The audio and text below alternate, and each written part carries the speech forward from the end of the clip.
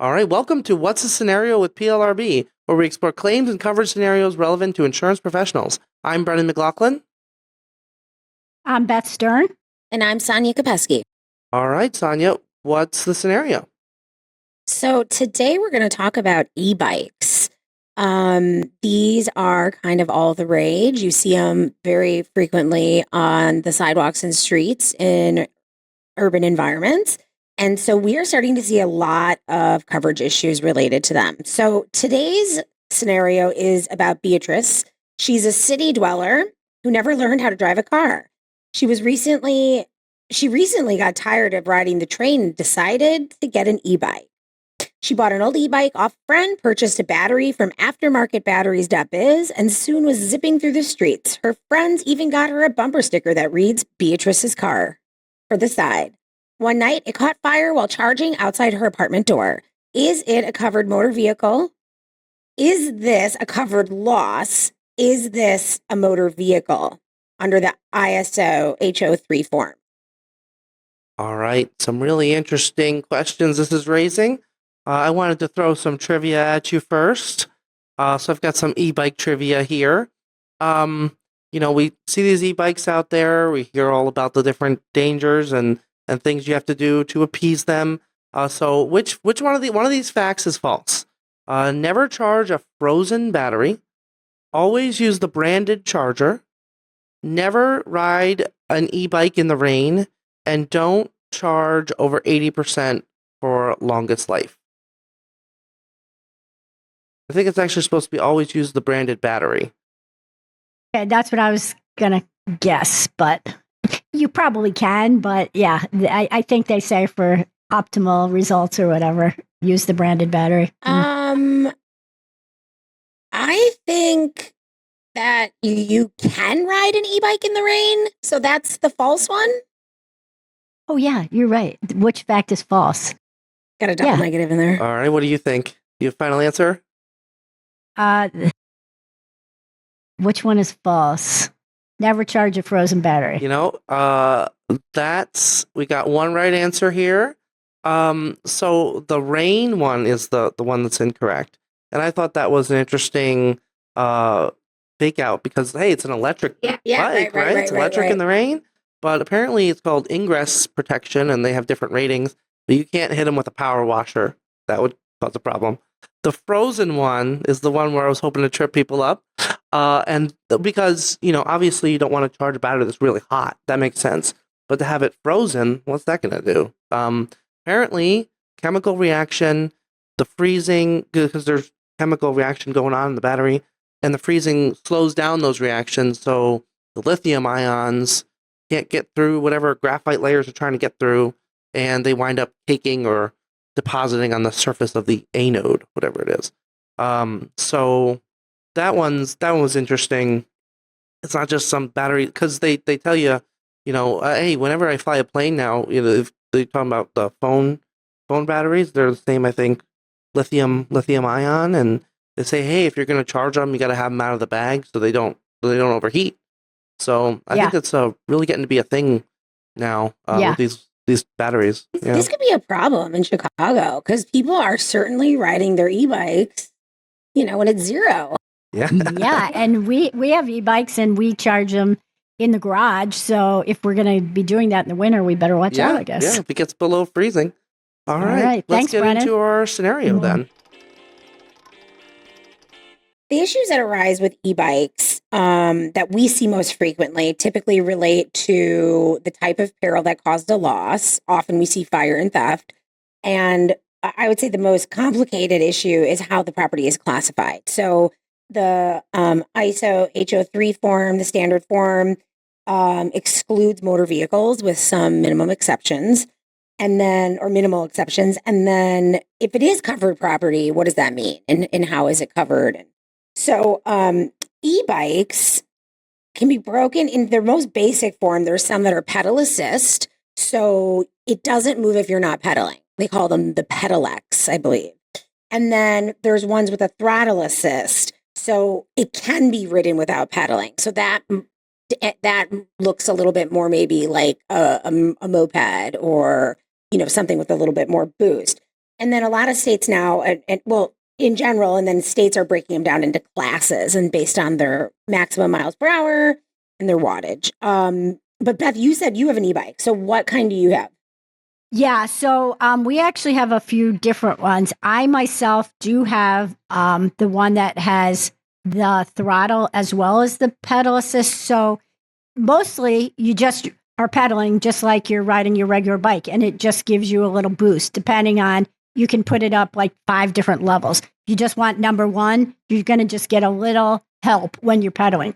But the thing about the throttle is that for someone who, let's just say I need to start out, you're waiting for cars to pass, you're going to start, and then you're going to go right up a hill. It's really kind of hard because e-bikes are very, very heavy. So for me to hop on and start pedaling enough for it to take, get really moving, it's kind of hard. So the nice thing about the throttle is you might engage that and it just gives you a little boost to get going. But right now you're seeing all these young kids, at least all the time, I'm seeing them riding all over, whether it's in the city or the suburbs or, and none of them are pedaling. It seems like they're all just throttling everywhere they go. You know what I mean? They're just out. Yeah. And so, yeah, you wonder how long, because that really takes your battery up if you're doing that. But the other kind, Sonia, we were talking about is just when you just have the pedal assist without the throttle. And that's a class 1 they call. Class 2 is when you have the pedal assist and throttle. And then class 3 gets you into a whole different category where they can go a lot faster. And usually these classes are more for not so much for our purposes of what kind of coverage you're going to get, but more about where you can ride these, because some trails you can't take a class 3 on or that kind of thing. So yeah, well, yeah. And we will get into them when you're looking to try to determine if it needs to be registered. That comes into play. So, but for your bike, can you ride it without pedaling? I could, if I want to just it is self-propelled. Come along and you just push it with your thumb, push this throttle with my thumb, and then I could just ride all the way home. Yeah, you could. Yeah. Except you probably run out of battery before you get home. Okay, interesting. Yeah. Well, it becomes that part about whether it can ride without being pedaled is important because when we look at the 2011 edition, and the newest one is the 22. We'll talk about that. But the ISO, the HO3, the 2011 edition, motor vehicle is defined as a self-propelled land or amphibious vehicle. So the problem is that a lot of these e-bikes are capable of being self-propelled. They're not always. They can be. They're sometimes. Can use it like a regular bike. Then you can ride it more like some kind of a motorized, like moped. Like you can do both these things. So what do we classify that as for this definition? And so good news is if you have the ISO HO3 2022 edition, they fixed this because, our policies are always a little delayed in coming up, meeting the times, coming up to the modern times. So the newest edition does say that if they are capable of being self-propelled. So a motor vehicle in the 2022 edition says that it is self-propelled or capable. So if you have a bike with the throttle, then it is a motor vehicle. And then that is just, you get to to our pathway on the policy a little quicker. If you have the 2011, we have to figure out if it's a motor vehicle. And so then we don't know what to do and we don't know how to classify it. And so we typically will go to state statutes, and we'll just start in the transportation code and we'll just see how they're defined there. That's not, the policy rules, the policy language rules, but we sometimes need extra help. And so that's a reasonable place to start and look at those statutes or regulations and see what the states are saying. And a lot of these states will say, like, they now define e-bike, and then they'll give the classes, which we talked about. And so, and just when you are considering a state statute versus the policy language, policy definitions can be broader than state statutes without conflicting. But just always keep in mind that the policy language kind of controls where we go from here. So if it is a motor vehicle, so we've looked in the statutes and they define it and they're like, this is a motor vehicle. Then we go into our property not covered provisions and you see motor vehicles are excluded property. There is an exception. If it is not required to be registered on public roads or property, and it's either used to solely service a resident or designed to assist the handicap. So even if you have a motor vehicle, it might still be covered if it does not have to be registered and it's used in most cases just to service a resident. So that might be riding around your property. Some people who have acres and acres to get the mail or to go check on other structures or whatever they're doing. The registration, we go back into the code. And that can get tricky because ultimately it may be that an adjuster really needs to reach out like to the DMV because, we can read it and look and see what it says, but they can get kind of tricky as far as whether they're requiring registration or not. So that's where we look for that part. We'll go back into the state statutes to see if it needs to be registered. So let me get this. I guess I hadn't thought about this. So we could have two different kinds of e-bikes, and that might depend on whether we're going to have coverage or not. Like if they're going to be property not covered or not. The one that is only able to be used with pedal assist, that's probably not going to be a problem. It sounds like, right? Because if it only turns on and moves with your body moving it, I mean, that is not self-propelled. That is human propelled with a little boost. But once you have the throttle, you could just drive around throttling everywhere, and then that's purely self-propelled. So, okay, that's something. And then that issue was because the old language just said, what if it can be sometimes and isn't sometimes? And then you have like this dual, identity. And so that's where we are now. A lot of people have the older policy terms, a lot of insured. So the 2022 edition did make it much clearer.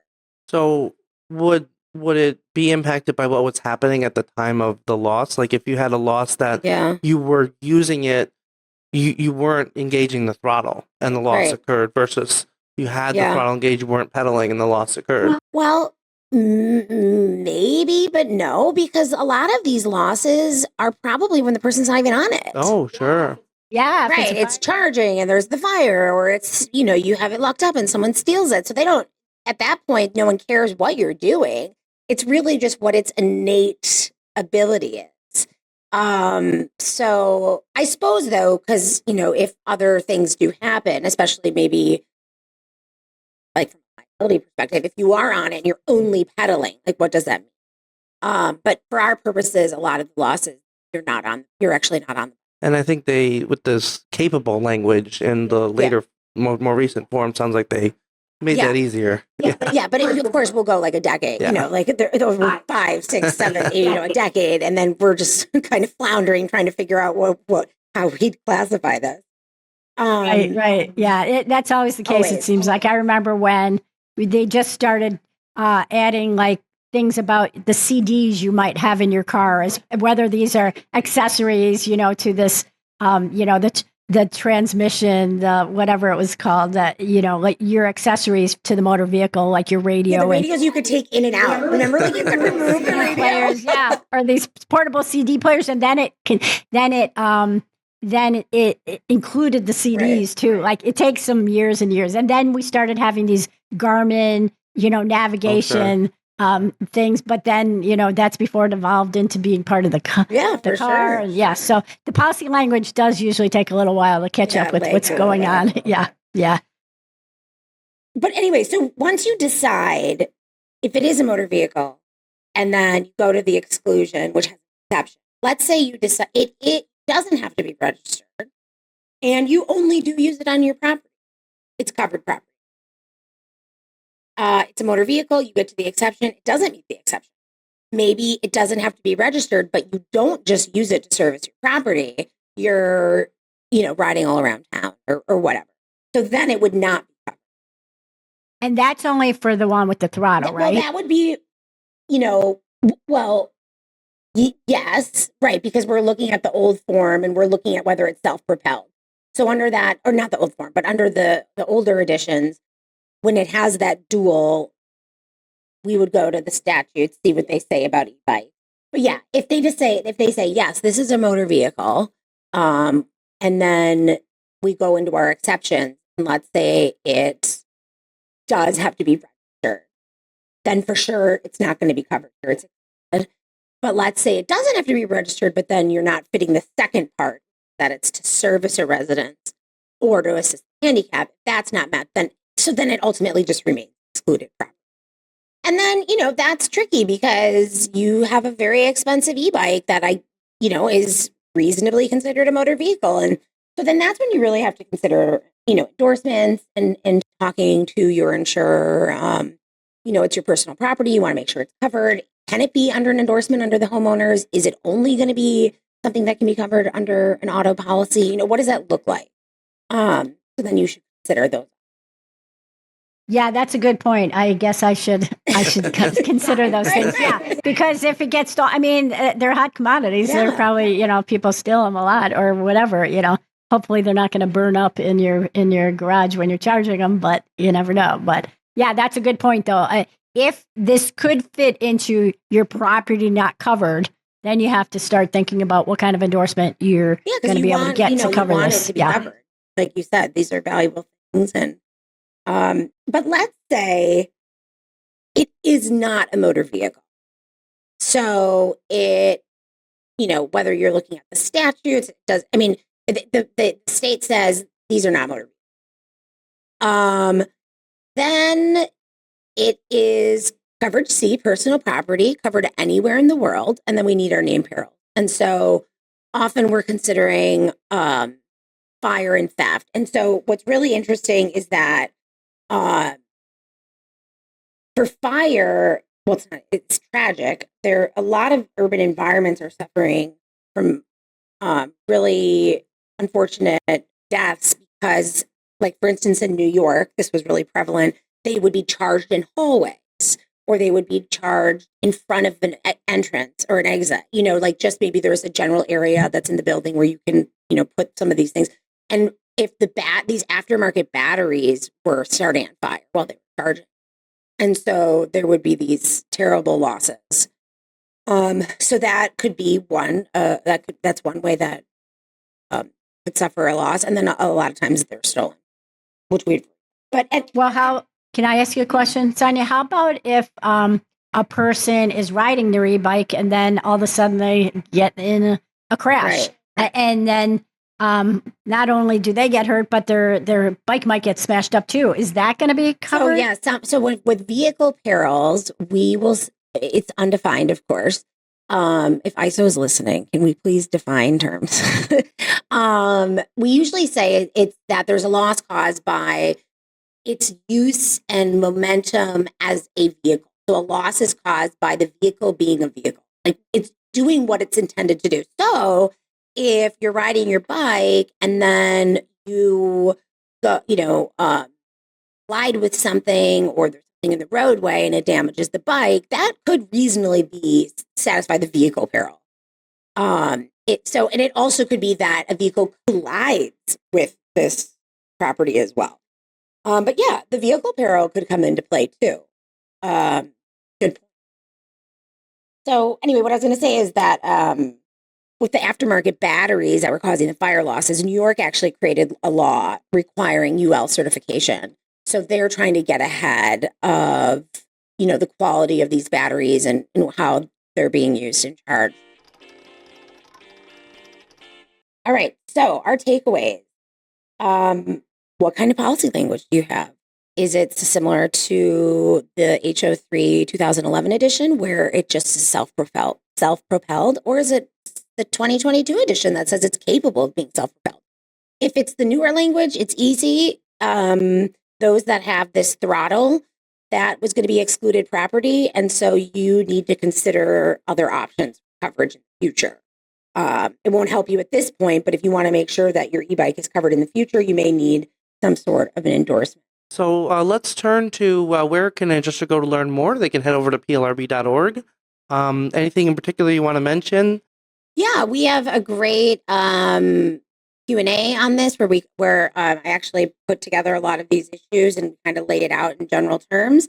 And you'll want to consider our definition of a motor vehicle and our property not covered, which lays out the exceptions. Yeah, and we have great coverage questions on this as well that we upload into our database. The next question is, Brennan, can we share those links in the show notes? And yes, I can. There you'll also find a recap of the key points in this episode and links to our social media. Don't forget to subscribe and rate us, and please give us a call at 630-509-8704 and leave a voicemail to share your adjuster story. We'll see you next time. The views and opinions expressed in this resource are those of the individual speaker and not necessarily those of the Property and Liability Resource Bureau, its membership, or any organization with which the presenter is employed or affiliated. The information, ideas, and opinions are presented as information only and not as legal advice or offers of representation.